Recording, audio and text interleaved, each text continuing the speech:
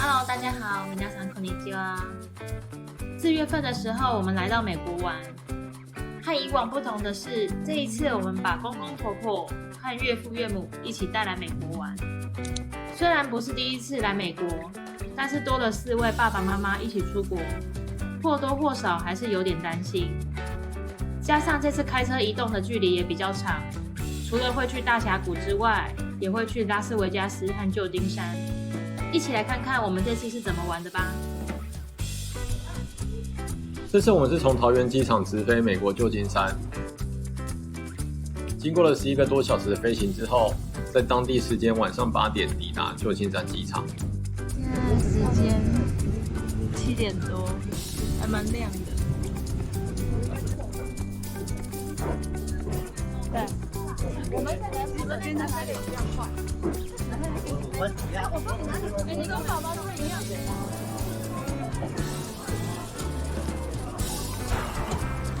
太有趣了。原先以为出关的时间会很久，但意外的还蛮顺利的。第一件事就是前往机场附近租车，因为人数和行李箱比较多，这次我们租了7人座的车，5个行李箱刚刚好放得下，真的是奇迹。搞到半天，可能是。你刚刚可以吗？来啊！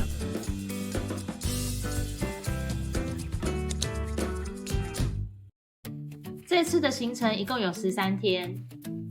第一站我们要前往的是大峡谷，从旧金山到大峡谷的距离其实非常长，考量到开车的距离、时差、体力状况等等的因素，我们有在中途住一晚，再继续前进。一直到第3天的下午4点多，我们才终于抵达亚利桑那州的佩吉市。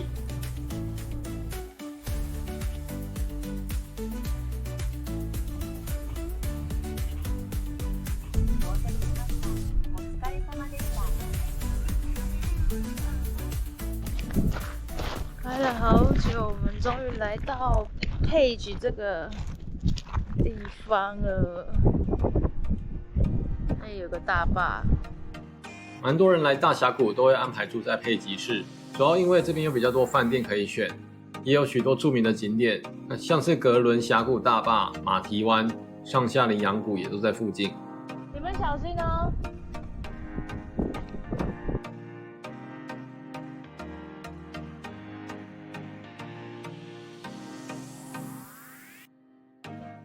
一整天的时间几乎都在坐车开车。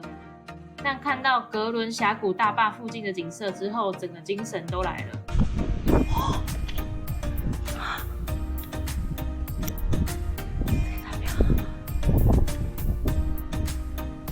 峡谷的景色真的非常壮观，也让我们更加期待接下来大峡谷的景色会是怎样。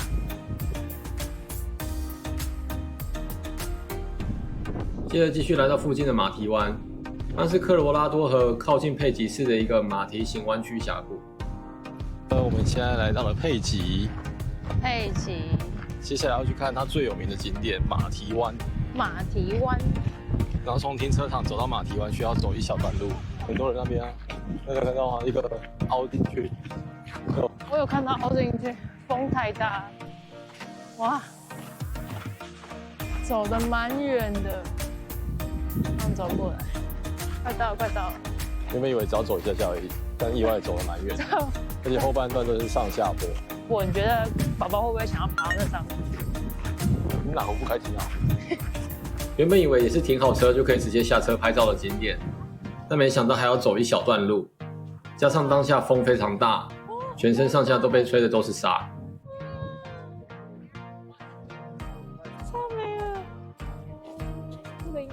马蹄湾旁边聚集了非常多游客，整个景色真的非常壮观。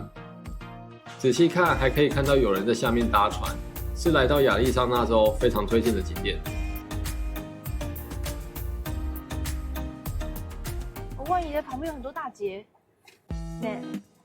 很多大节的树到了，就这里。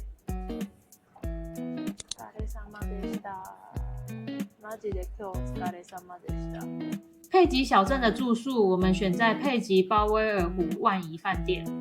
除了位置非常不错之外，前往景点也相对方便。蛮漂亮的。房间是这样子的感觉，外面的庭园也蛮漂亮的，等一下可以出去外面走一走，还有很多大叠的树。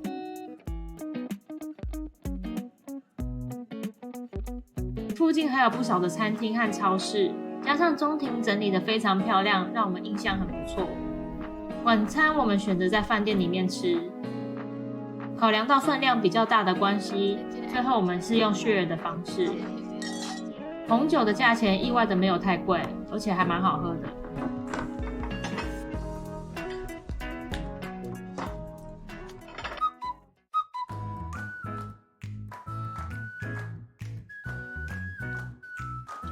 现在到这个纪念碑谷的一个地方，然后它里面开车就可以绕蛮多景点的。所以一开始进来缴完门票之后，这个游客中心，而且这里看起来很温暖，其实蛮冷的，因为海拔比较高。有人看起来真的是穿短袖就好了，其实羽绒外套都穿起来是蛮。隔天一早，我们继续开车前往纪念碑谷。从佩吉小镇过去大概2个小时左右的车程。纪念碑谷是科罗拉多高原的一部分，在这里可以看到很多不同的巨型岩石。哦，蹦蹦蹦蹦哦，晕车吧？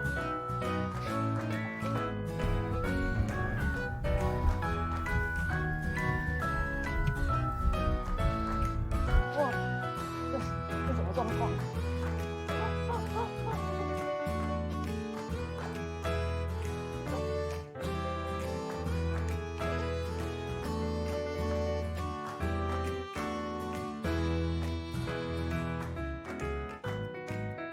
虽然纪念碑谷的范围非常大，但可以开车在里面慢慢绕，不太需要一直走路。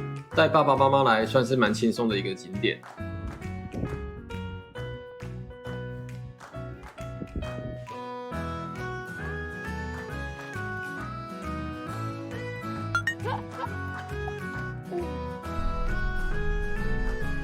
上午悠闲逛完纪念碑谷之后，下午回到佩吉小镇参加夏羚羊峡谷的导览。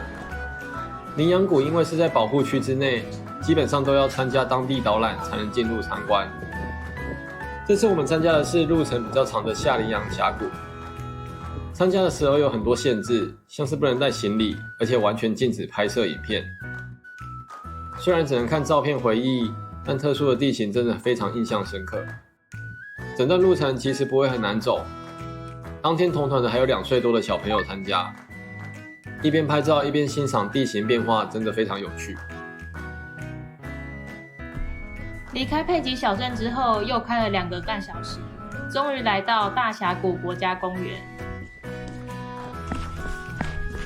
在前往饭店之前，我们赶来马瑟观景台看大峡谷的夕阳。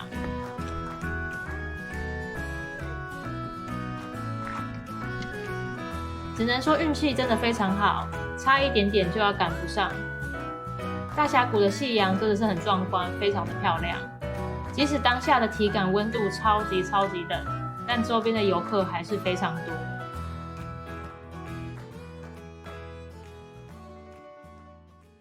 它的路口。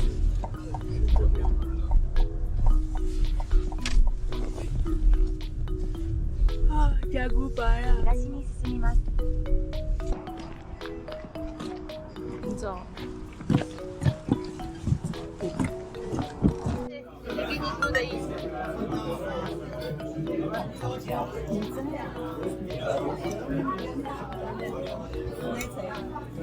Thank you。妈妈，你的 burger 看起来很好吃哎，然后你的薯条跟昨天长得很像哎。它那个是这个白色的像在这个是这样。一大早，太冷的了。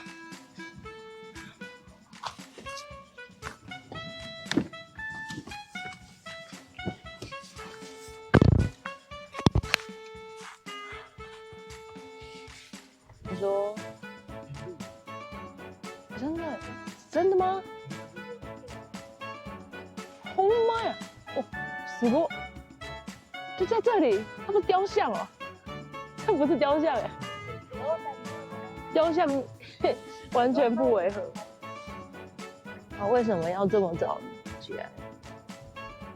因为有一个人就是要去看日出，他就是要去看日出。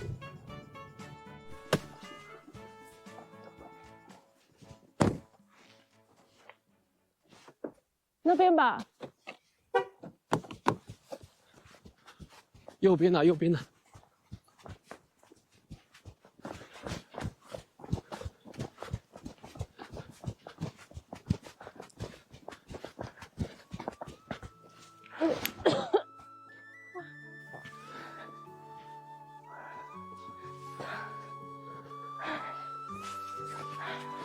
快点，快点！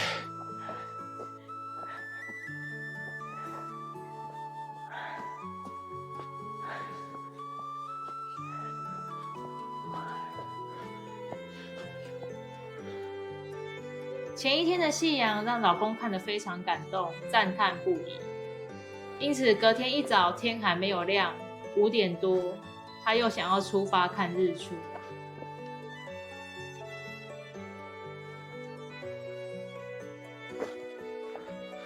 虽然没有看到他从大峡谷后方起来的那个画面、那个瞬间，但这个日出真的是太美了。我们算蛮幸运的，前一天看到夕阳，然后隔天又看到日出。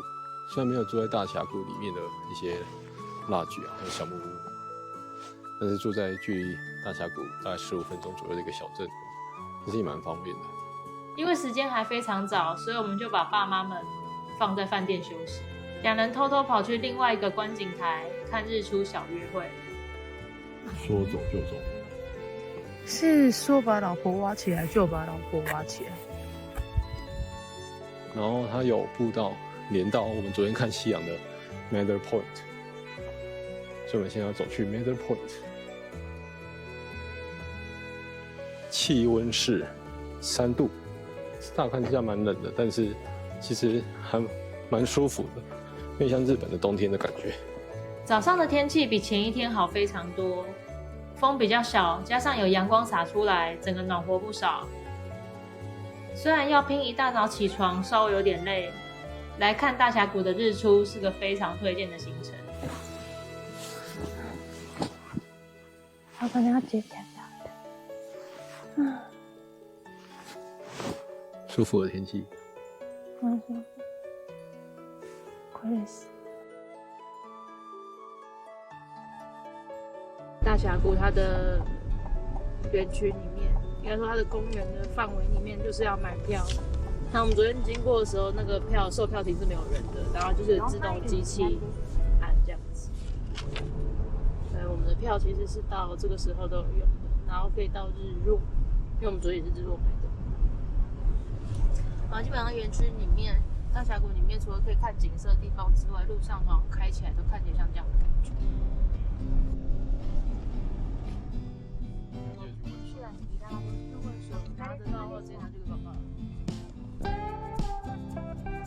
靠近来，楼下的那个比较好，楼下的才会上。我講幾個咯，我講飯店有搞，這個我給你的，就吃饱，洗手間有去過，就是那個不是泡面，那個是乾面。他也乾面，他剛剛吃。對，他想說因為面包好像大家，他那怎麼弄？右手，要你的拍啊，都拍。好，这样很漂亮。好，好，你们看前面。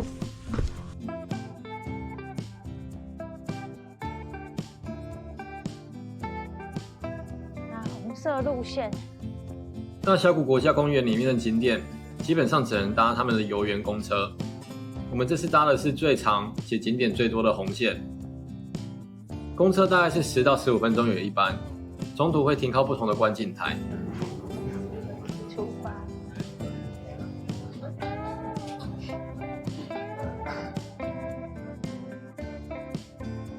爸爸会怕吗？可以啦。来，这样应该还好吧？好，但是下面也看得到下面。爸爸还有前面呢，前面就看得到呢。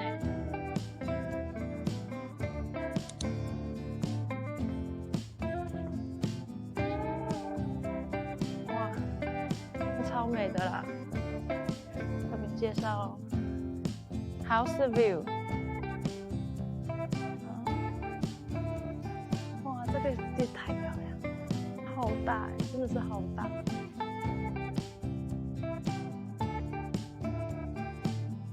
每一个观景台都有不同的特色，老实说很难选出哪个最漂亮。如果时间够的话，不妨多去几个看看哦。大峡谷里面有3条路线，一条是红线，一条是蓝线，一条是橘线。橘线主要是绕大峡谷东边，然后蓝线是连接东边跟西边的接驳，然后红线是大峡谷的西边的景点。Sure you wait at an eastbound bus stop sign.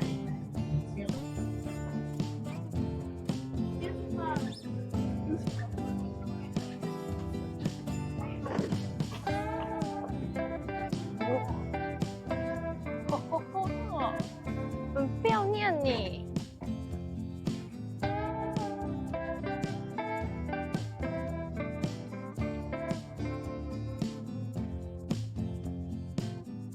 其实某种角度来说，我觉得带爸妈他们来大峡谷还不错，因为这种地方就是他们拍照会拍得很开心。